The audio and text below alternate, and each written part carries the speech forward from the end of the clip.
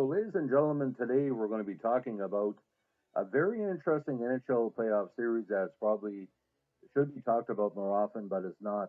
It's the 1985 Adams Division final between the Quebec Nordiques and the Montreal Canadiens. Now, the Adams Division Battle of Quebec that year was quite interesting because most people didn't really give the Nordiques any thought during the season of getting past the first round, let alone the second round.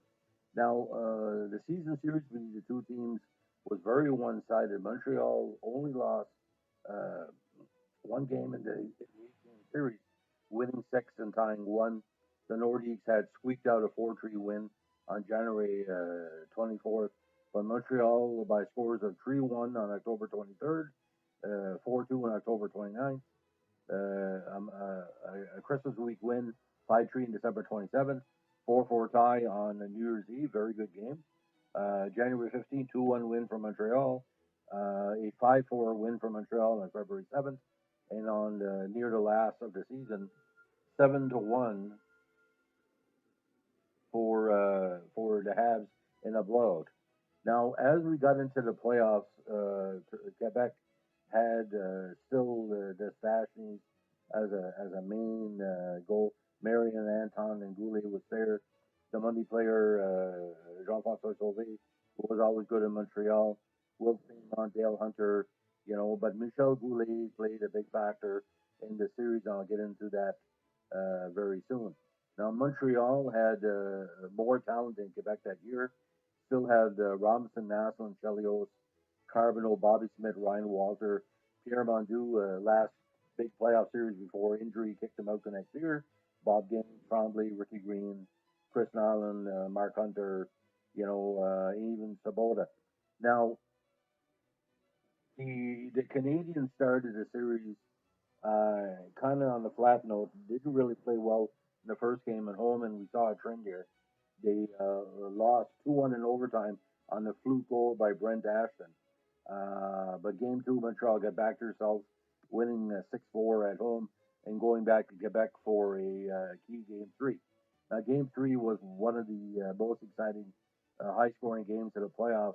Montreal led for most of the contest, but eventually lost 7-6 in overtime. Now, game four could have been Montreal's death knell.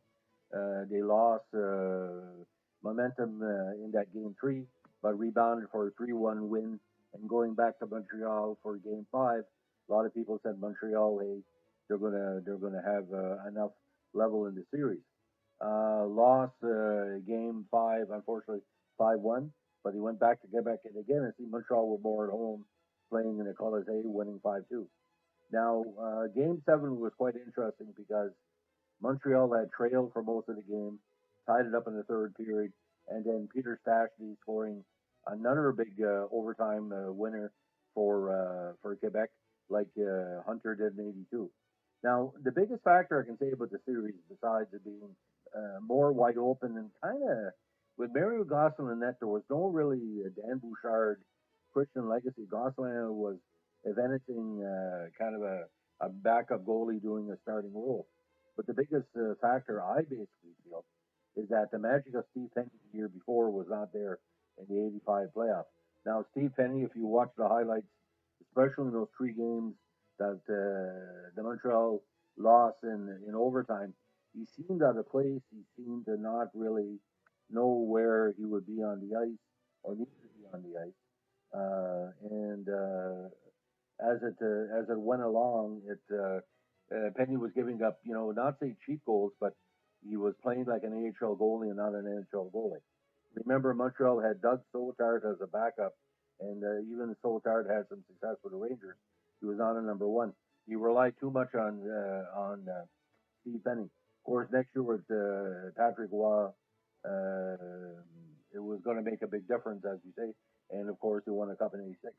But I really think another factor too was that he traded for a player by the name of Ron Flarkaroff, who was kind of a 20-goal scorer that he put too much faith in. And Flockhart was basically a young player, but age 24, it was almost like he was done. He had some great success with Philadelphia scoring more than 25 goals 3 times. Had a big season with Pittsburgh, but when he showed up in Montreal right after Montreal picked him up for Pittsburgh, he had a flat regular season, and he found a way to not score goals. Where previously he had scored more than 25 goals, 4 times very easily with a lot of assists. But his plus minus was terrible. Like he was in Pittsburgh before Mario showed up, and as soon as Mario showed up, he had no place in Pittsburgh. Now, as we look back on the series, they're showing more highlights of this series and the COVID break. They're showing games on Sportsnet. He showed game one of the series the other night. I think they're going to show all the games. I'd like to see that game, that 7-6 game again, just to see all the great players. And Michel Goulet had a great series. Well, Goulet always had a strong series against the Habs, no matter what. So again, one of the most underrated playoff series of the 1980s. If you can have a chance on YouTube, and remember, this is a team that was a year after Guy Lafleur, a year after the miracle of '84, a year after the brawl, and really, it wasn't a dirty series. It was well played. I mean, you had the Statsny, kind of keeping the offense for Quebec going. Really, but Quebec had 2 lines, Montreal had 3, and Montreal still lost. But it was 3 overtime losses. I mean, that's a sign your goalie's weak, and that ended really Penney's career in Montreal because nobody in the media had faith him again. It was a 2-year wonder, as my dad used to say about the cover boy on all the TV magazines back in the day. So, ladies and gentlemen, it's COVID Tuesday, big hot streak coming into New Brunswick. It's supposed to be 37 degrees with humidity tomorrow. Water up, try to stay cool, and just remember, keep a safe distance. But we just found out today the NHL is back, and the Montreal Canadiens, by their skin of their teeth, are in the playoffs as the number 12 seed in the East. And as we like to say in Northern Brunswick, Montreal and all the rest is filler. Have a good day. Bye.